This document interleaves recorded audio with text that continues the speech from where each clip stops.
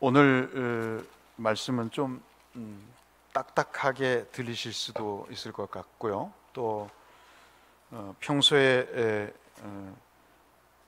이렇게 익숙한 표현이 아닐 수도 있고 해서 좀 집중해서 들어보시면 은혜가 될 줄로 믿습니다. 잠언 8장은 구약에서 몇 부분에 그리스도를 가르치시는 성경 구절 중에 하나입니다. 그걸 좀 유식한 말로 기독론적인 본문이다, 그렇게 이야기를 합니다.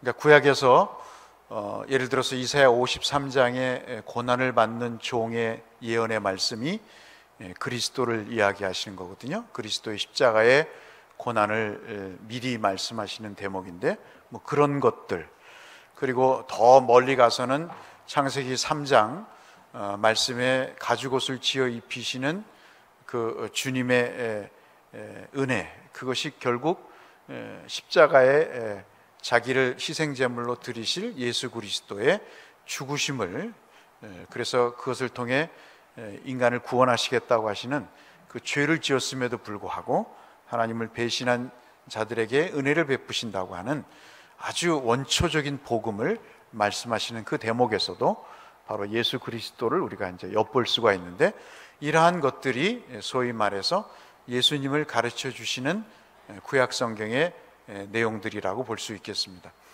그 중에서 잠언 8장의 말씀은 신약에서 여러 군데에서 예수 그리스도가 누구신가를 인용을 합니다. 그러니까 빌려와서, 구약의 말씀을 빌려와서 신약에서 구약에서 이렇게 예수 그리스도에 대해서 말씀을 하셨습니다 라고 하는 그 빌려서 쓰는, 소위 말해서 차용하는 본문 중에 상당수가 이 잠언 8장의 말씀입니다. 그래서 우리가 잠언 8장을 제대로 알 때 신약에서 각 사도들이 또 서신서에서 그리스도를 말씀하시는 내용에 대해서 우리가 바른 이해와 또 은혜를 받을 수가 있습니다.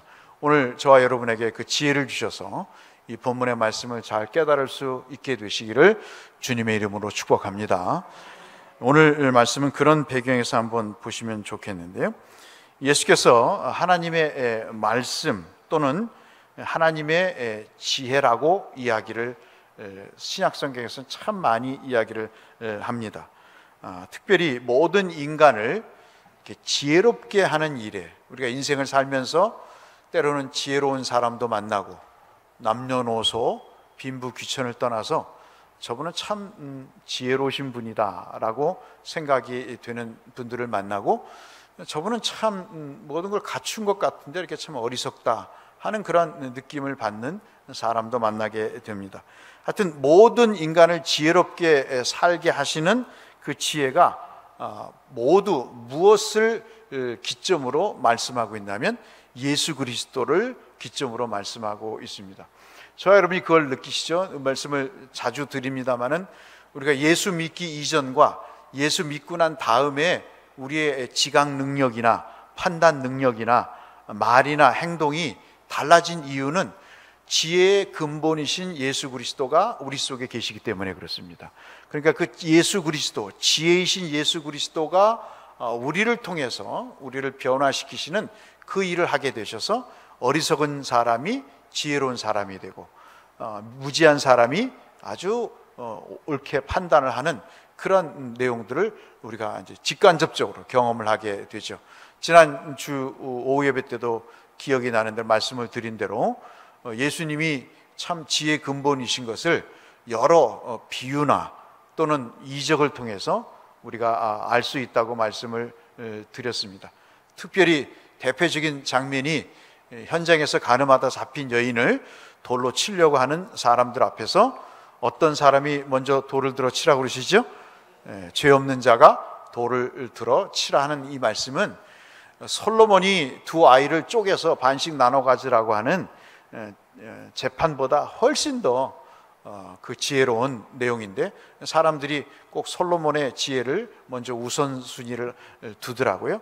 그렇지만 이것이 영적인 의미를 아는 사람은 이것처럼 지혜로운 말씀이 없듯이 예수님은 그렇게 우리 속에 우리가 알게 모르게 예수 그리스도 당신께서 지혜이심을 그렇게 말씀을 하고 있습니다. 그래서 우리가 이 주님을 사모하고 주님을 사랑하고 주님을 계속 추구하면 어떤 사람이 될까요? 지혜로운 사람이 된다는 것이죠. 그 지혜는 나만 좋은 게 아니라 지혜인 사람은 솔로몬 경우처럼 금을 들고 싸고 돈을 싸서 들고 와서 한 수 가르쳐 달라 하는 그런 존경과 사랑을 받고 소위 말해서 세상이 좋아하는 부귀와 영화를 누리는 그런 반열에도 우리가 들어 쓰는 것을 솔로몬의 경우를 통해서 볼 수 있습니다. 우리가 한 번 사는 인생, 지혜로운 인생으로 사시기를 축복합니다. 정말 지혜롭게 사셔야 돼요. 우리가 특히 연세가 드시면서 우리에게 가장 필요한 것이 건강이지만 건강은 어쩔 수가 없는 것 같아요. 그것은 무엇인지 막을 수가 없는 것 같습니다. 그러나 충분히 우리에게 연세가 드시면서 하나님으로부터 받을 복이 있다고 한다면 지혜로운 것이죠.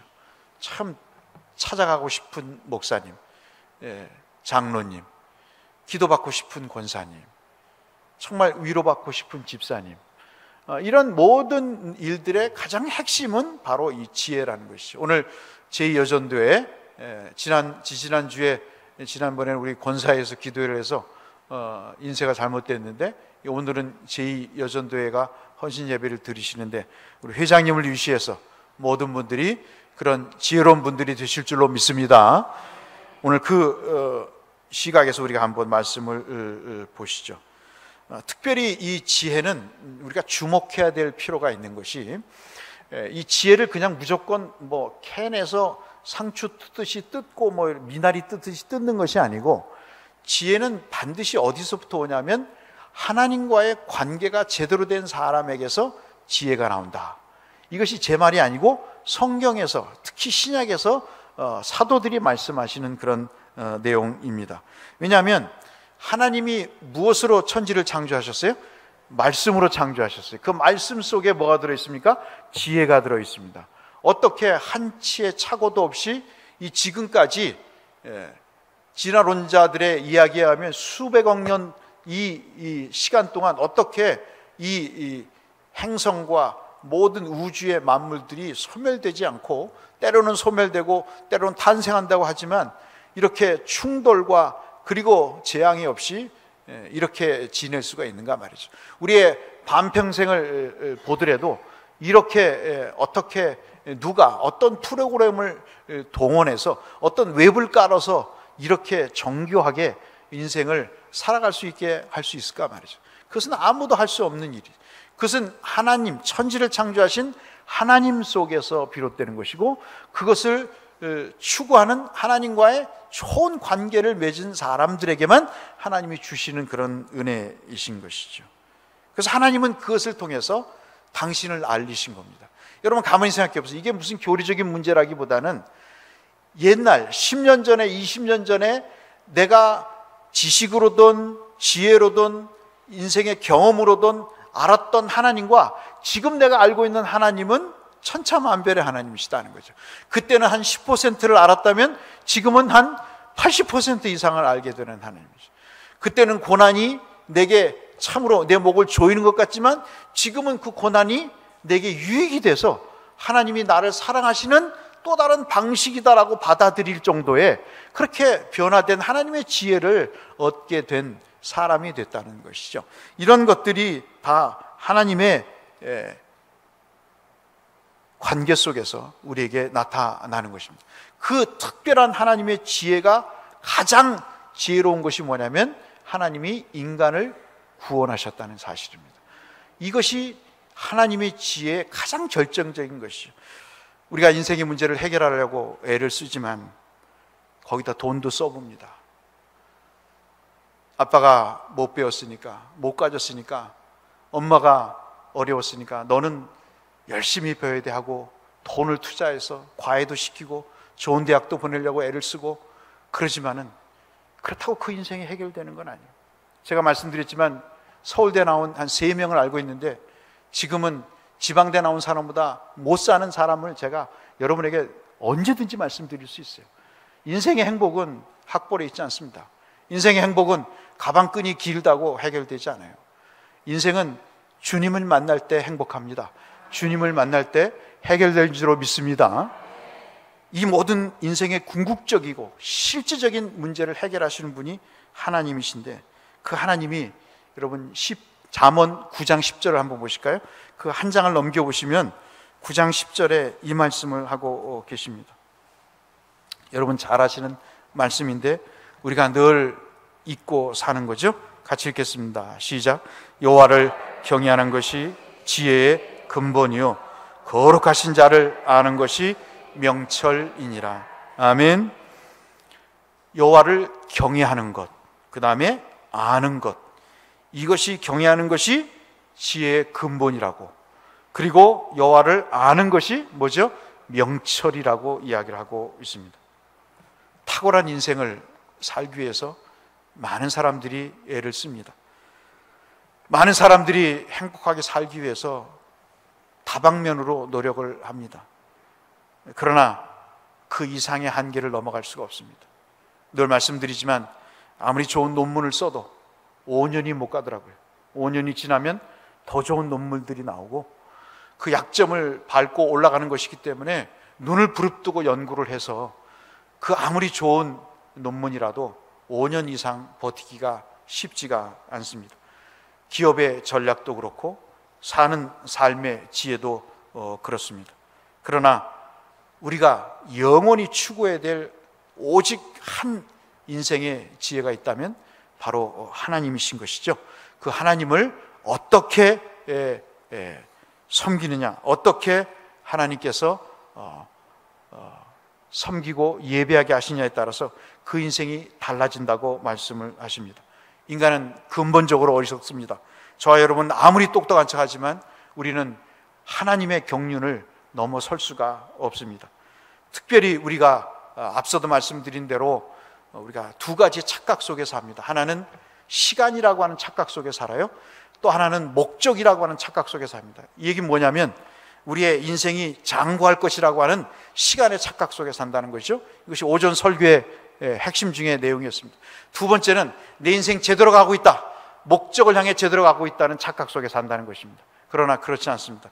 아시다시피 어떤 인생도 영원히 사는 인생 없습니다. 한 번은 다 죽게 되죠. 어떤 인생도 죄된 인생은 자기의 목적을 제대로 이루어 가는 인생 없습니다. 여러 여기 앉아 계신 분들 중에 내가 지금 이룬 목표를 다 이루고 있다, 나는 정말 목표를 이룰 뿐만 아니라 내 인생 제대로 갖고 있다고 하시는 분들, 자신 있게 말씀하실 수 있는 분들이 그렇게 많지가 않을 거예요. 조금씩은 아쉬움이 있고, 조금씩은 불만이 있고, 조금씩은 서운한 면이 있고, 내가 다시 방향을 바꿔야 되겠다고 하는, 오늘 오전에 설교 말씀처럼 내 인생을 좀 바꿔봐야 되겠다고 하는, 하나님 쪽으로 내가 바꿔봐야 되겠다는 그런 결단을 할 때도 있다는 것이죠. 오늘 저는 여러분에게 첫 번째로 말씀드리고 싶은 것은 하나님을 경외하고 그 하나님을 찾고자 애를 쓰면 하나님이 사랑을 주신다는 사실입니다. 그것을 꼭 잊지 마시길 바랍니다. 특별히 우리 제2여전도회 회장님부터 시작해서 하나님을 찾으시는 자에게 앞서 말씀드린 대로 하나님을 간절히 찾는 자를 사랑하신다고 하셨잖아요. 그러니 그 사랑을 한번 경험해 보시고 더 풍성한 은혜의 세계로 정말 들어가셔서 이 세상에 남편이 주지 못하는, 자식이 주지 못하는, 교우가 주지 못하는, 그런 세상이 주지 못하는 사랑의 은혜를 체험하시는 우리 제2여전도가 되시기를 주님의 이름으로 축복합니다. 두 번째가 앞서 말씀드린 대로 만날 것이다 라는 말씀이죠. 성경은 나를 찾는 자가 나를 만날 것이다 라고 이야기합니다. 이 만날 것이다 라는 히브리 말은 맞자라는 말인데요, 좀 비슷하죠. 맛이 짜냐 그런 의미가 아니고 맞자라는 말인데 뜻밖의 만남입니다. 참 이게 은혜가 돼요.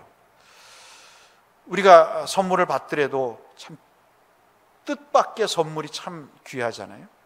전혀 예상치 못했던, 전혀 기대하지 않았던 그 일에 어떤 결과가 나올 때 참 감사하고 또 고맙게 여기는 것입니다만은, 그래서 호세아 6장 3절에서 이 맞자라고 하는 이 표현을 뭐라고 이야기를 하냐면 새벽의 빛같이 어김이 없나이다 그래. 새벽의 빛같이 어김이 없다. 그게 무슨 말이냐면 하나님의 나타나심이, 하나님의 나타나심, 하나님이 만나주심이 새벽에 뭐와 같아요?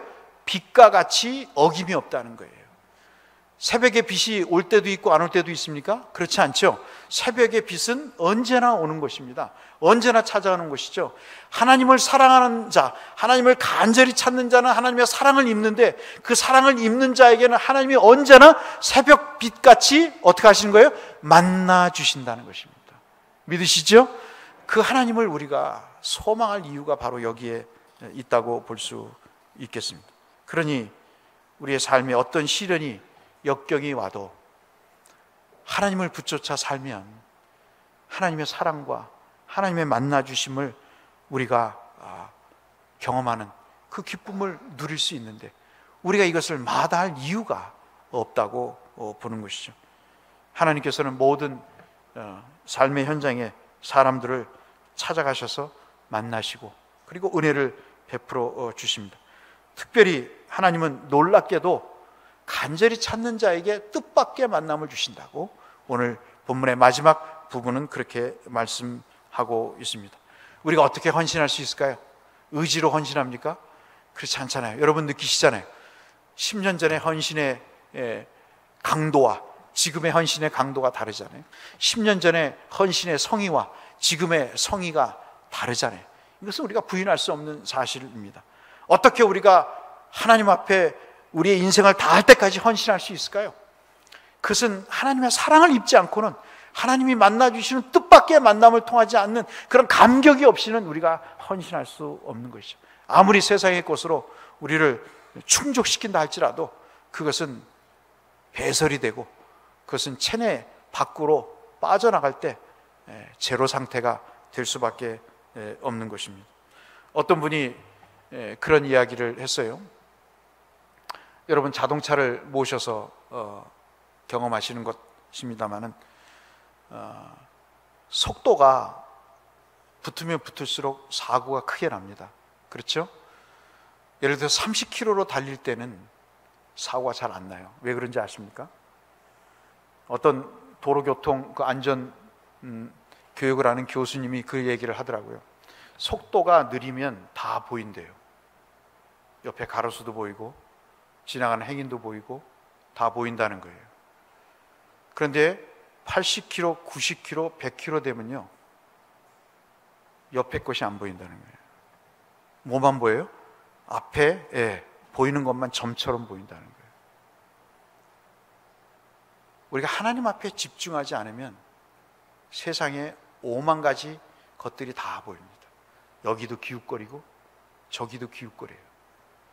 여기도 한번 들려보고 악인의 자리에도 한번 앉아보고 오만한 자의 자리에도 한번 앉아봅니다. 그런데 하나님을 향해 집중적으로 달려가면 누구만 보여요? 하나님만 보이는 거예요. 그 교수의 말이 그렇게 은혜스럽더라고요. 그 사람은 교통사고의 속도를 줄이라는 의미로 얘기했지만 제 귀에는 뭘로 들려요? 예수 그리스도에게 집중하고 예수 그리스도에게 달려가면 뭐만 보여요? 예수만 보인다는 것이죠. 그래서 그분에게만 집중할 수 있다는 거예요. 속도를 내면 목숨을 잃어가지만 하나님 앞에 속도를 내면 살아난다는 사실을 오늘 그렇게 우리에게 말씀해 주고 있습니다. 무더운 여름에 건강하시기를 바라고, 그리고 한 가지 잊지 마셔야 될 것은 하나님을 간절히 찾는 자를 사랑하시고 만나 주시겠다, 특별히 뜻밖의 만남을 주시겠다고 약속하셨으니 이것이 신약의 그리스도를 가르치시는 중요한 말씀이 들어있는 잠언 8장의 말씀이니 믿어 의심치 않는 말씀입니다. 이 말씀 붙잡고 승리하신 우리 제2여전도회, 그리고 이 말씀에 순종하셔서 같은 복을 누리시는 우리 모든 성도님들 되시기를 주님의 이름으로 축복합니다.